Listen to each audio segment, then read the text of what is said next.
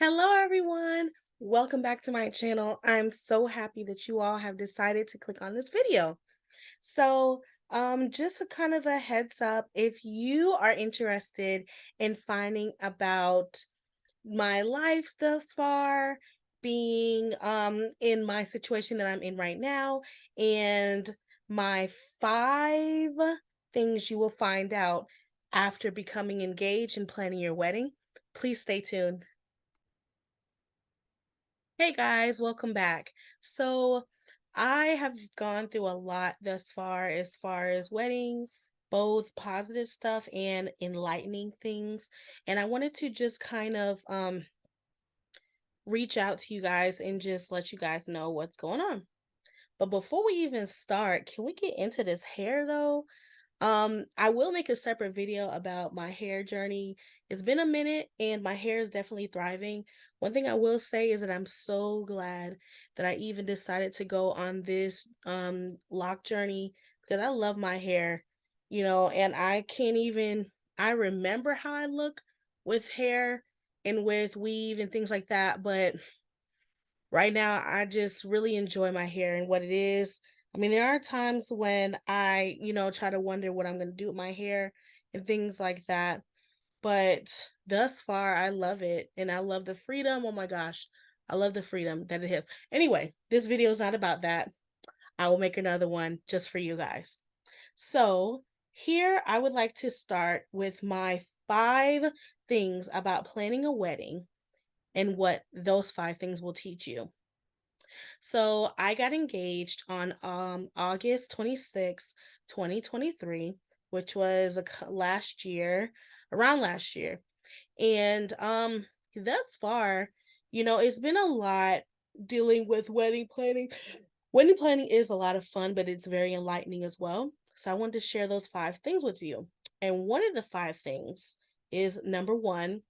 I have them written down because I didn't forget, but one of those things are one, it will show you the relationship between you and your partner. One thing that I will say about planning a wedding is staying true to who you guys are. Weddings can be so extravagant and so it can get so extravagant. It can involve so many things. It can basically, you know, challenge the way you guys look at each other as a relationship. But one thing I will say is that you have to stay true to who you and your partner are, who you guys are as a couple. Um, I also think that when you are dealing with planning a wedding or planning an elopement, remember what you guys stand for as a couple. Are you guys extravagant? Okay, be extravagant. Are you guys simple? Like, do you not focus on material things? That's okay too. Make sure your wedding and your relationship reflect that. Because when I say that weddings are going to show you a lot about how you guys interact, how you guys communicate, if you guys are even ready for marriage. It just shows you a lot of things about the relationship between you and your partner. And a lot of wedding planning has to do with you and your partner being on the same page. You guys understanding what you both want, what is priority to you, what is not priority to you, and just overall what the overall feel of where y'all are trying to go with your wedding ceremony and with your reception or whatever you plan to do. So this kind of ties into my next subject, all about budgeting and priorities. That's my number 2. When you're planning a wedding, weddings are hella expensive, you guys. When I say hella expensive, it's so many things that you have to pay for, and literally like down to the freaking napkin you have to pay for.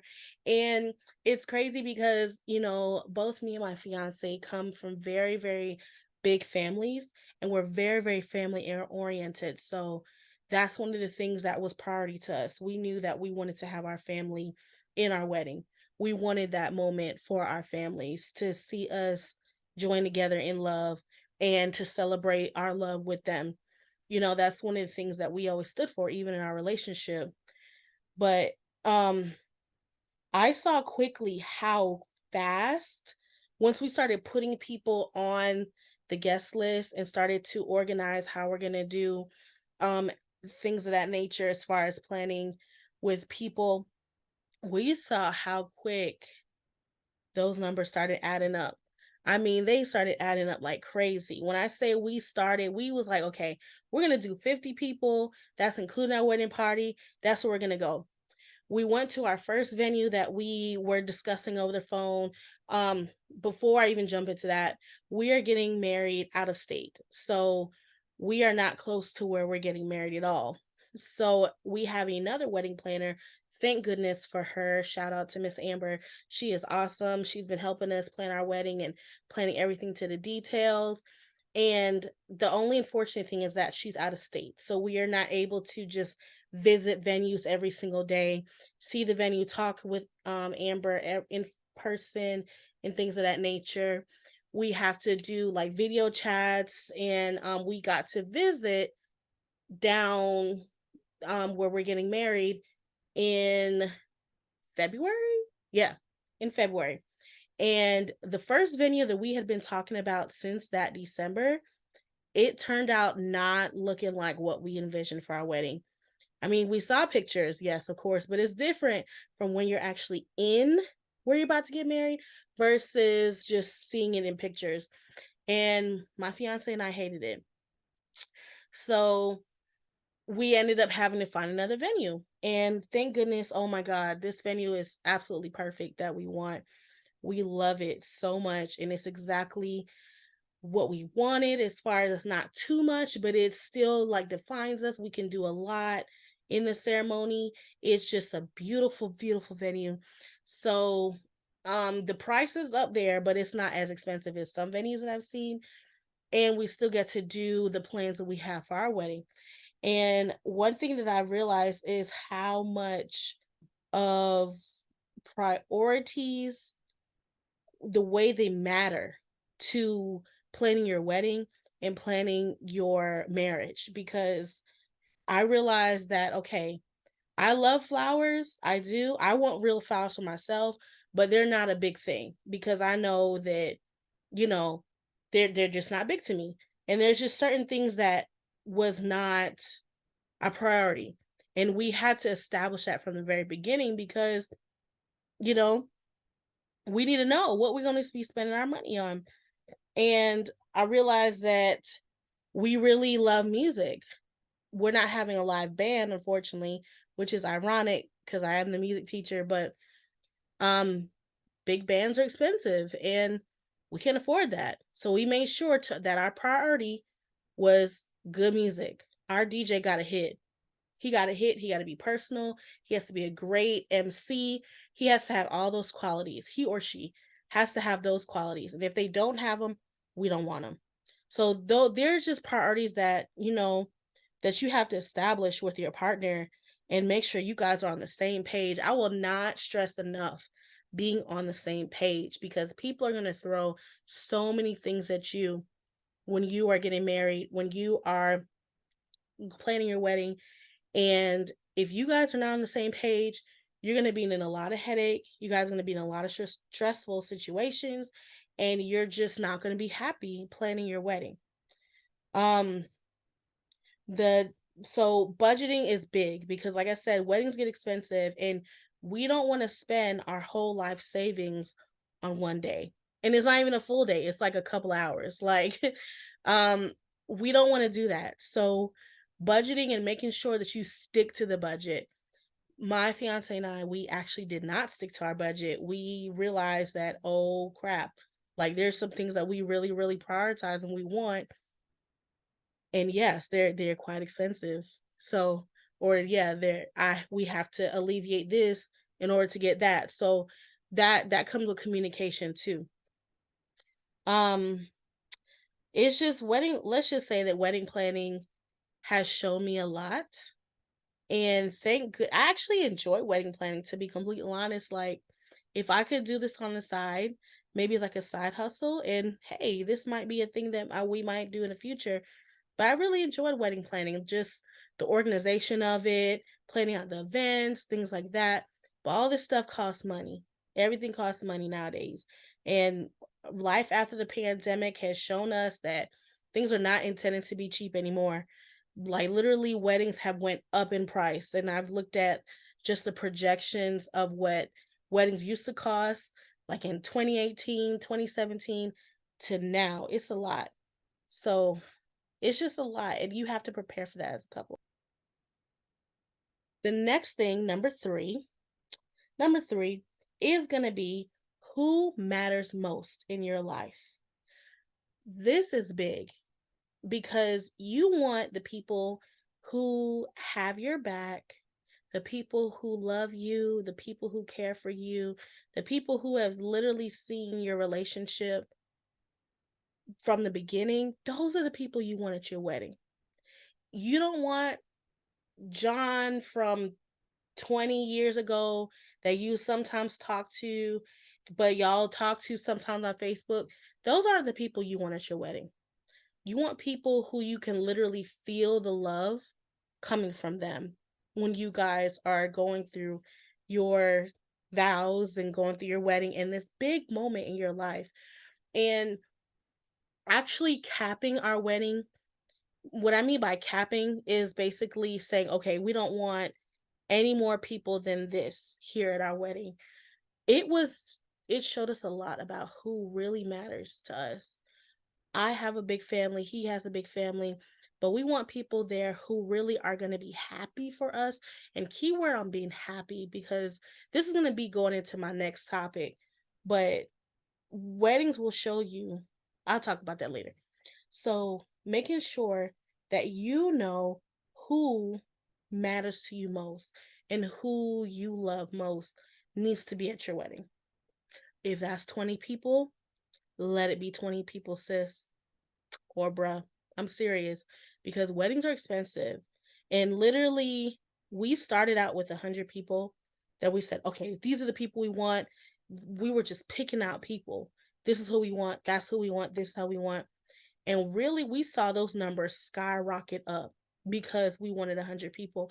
And honestly, some of those 100 people we didn't even talk to in like 5 years, you know? So why invite someone to this big occasion who don't even talk to you on a regular basis? That means they're not really that important to you, or they don't hold you to a high level. So why invite them to one of the most biggest moments of your life? This one goes into number 4. So my number 4 is those people who truly there for you, both family and friends. I'm not I've one thing that planning this wedding and picking out who's going to be coming to our wedding, who's going to be there, has shown me and my fiance a lot about who really cares about us and who really I've seen a lot of true colors come out. And I'm gonna just speak for me because my fiance is not here to talk about, his view and what he thinks. But for me, I have seen true colors come out. I've seen people who I thought was my friend, people who I thought was my family. They love me, they want what's best for me. I've seen them show their true colors, meaning that it's like you would think that the person who has been with you for all these years, people who they're your sister or your cousin, they really have high intentions for you. But there's a lot of people out there who really want to see you fail. As much as they say that they love you, they're there for you, you need me for anything, call me. We've seen some true colors come out. We've seen people who we thought was our friends, who we thought was family, really let us down in moments. And we've seen people who literally have just asked certain questions or done certain things that just made us really think like, wow, why would you say that? Or wow, why would you do that? You know? And um I just know that when it comes to me and my fiance, I want us to be around people who genuinely, and I put an underline under genuinely care about us and want us to do great and are not jealous, are not envious of us, you know, who truly, truly want us to be happy. And we've seen a lot of both family and friends who have shown us the other side of that. And honestly, I would have never probably seen it, to be completely honest, if it was not for this wedding, quite frankly. And it is quite alarming and it's sad because you want everybody to have good intentions. You know, I love everybody in my life. And I've I've been there for people in my family and my friend circle when they've had their different milestones, when my sisters had their children, when my sisters and my friends and things of that nature, when they've been married, when they went to college, when they graduated. I've always been that one to be you know, that person who really wants them to realize what a huge accomplishment that is and being truly, truly happy for them. So I realized that when you want that back at you, that same reciprocated love, sometimes you don't get it, and that's okay. But you have to be willing to see that everybody don't have good intentions. And that's what this wedding and just planning this ceremony and planning all of these different events have shown me, because it's really sad because I love my family, I love my friends, and I have seen my relationships with people change. And I'm wondering if it's me, but I'm thinking maybe it's not me. Maybe it's just this person, and maybe they just truly are not happy for me, but they see that I'm happy, but they can't take it. Like, I don't know if that sounds Brazilla of me, but it's not, you know? I don't think so. I mean, y'all could tell me in the comments if I'm wrong, but I've literally seen people change, change when I'm, showing them, for example, my dress, just judgy, just judgy, or like talking about the relationship with me and my fiance, just being really, I don't know, like I can sense people and sense when they are feeling and being a certain way. And it's really sad. It's really sad and it's really discouraging because I just want everybody to be happy. I want everybody to be joyful. And just to see people have different intentions from what they should be, it's really discouraging and it's really sad because you know that after this, your relationships will change with these people. And I've actually had one relationship that changed because of this wedding. I mean, it's been multiple, but my most profound one was one when I was trying to be there for a friend and it kind of bit me in the butt because that friend turned out just not, I don't think, wanting the best intentions for us and having different intentions from what they should have been. And I don't want to go into further detail about that because I'm still kind of touchy about it. But um I guess that's why I mentioned that you really have to know people's intentions and see them for who they are and really notice the red flags. I'm the type of person where I try to see the good in everybody. And throughout my life, that has bit me in the butt a lot. So I'm starting to realize that I have to see people for who they are, what the intentions are, and not include that anymore in my life. I'm getting older. I need people in my life who I love because I'm going to be in the lives of people who I love. And just, that's that. It's definitely a sad moment of enlightenment, but it is indeed that enlightenment. My last statement is honestly just enjoy the process. Focus on the positives, focus on what you have. You have a partner that loves you. You guys have a love that some people go their whole lives trying to find. The fact that you guys are planning this ceremony And this occasion, you have to remember why you're doing it in the first place. And that is to have a beautiful marriage. And once you start feeling, if you feel that the wedding is superseding the marriage, something got to switch. Because remember, the wedding is one day, but your marriage is a lifetime. And going back to people and their intentions and kind of merging number 4 and number 5 together, um, I realized that this society looks at marriage in such a negative light.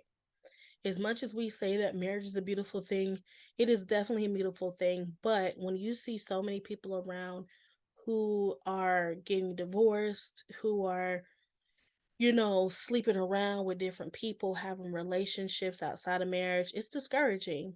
So I've noticed that people automatically assume the worst when it comes to marriage. And it's really sad. It's really sad because that is not what God intended for us to look at marriage as. It's intended to be beautiful. And you have to realize and you have to keep that love going. You have to keep that love going between you and your partner because at the end of the day, you and your partner, y'all are all y'all got.